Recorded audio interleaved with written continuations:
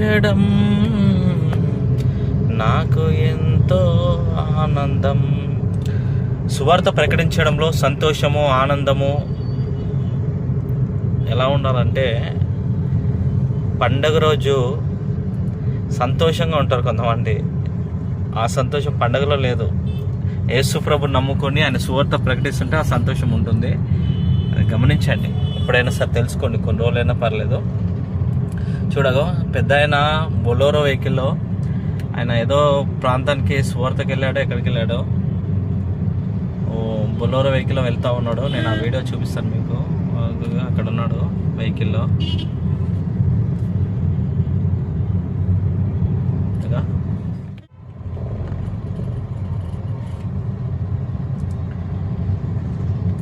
చూడండి, ఎక్కడి నుంచో వస్తుంది పాపం.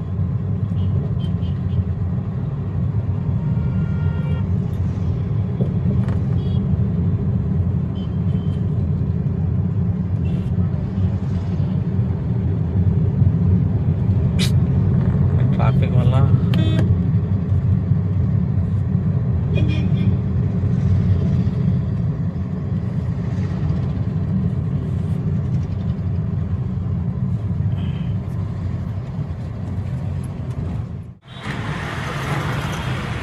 పెద్దాయనా,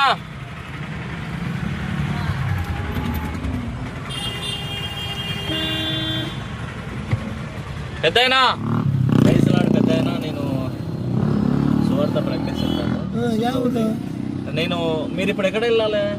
ఎమ్గన్నూరు వెళ్ళాలా? ఎక్కడ దిగుతావు చెప్పి. ఇప్పుడు నేను ఇక్కడ ప్రస్తుతానికి ఇక్కడే వెళ్తాను, ఆదోళనలోనే ఉంటాను నేను. మిమ్మల్ని చాలా దూరం నుంచి చూస్తూ ఉన్నా.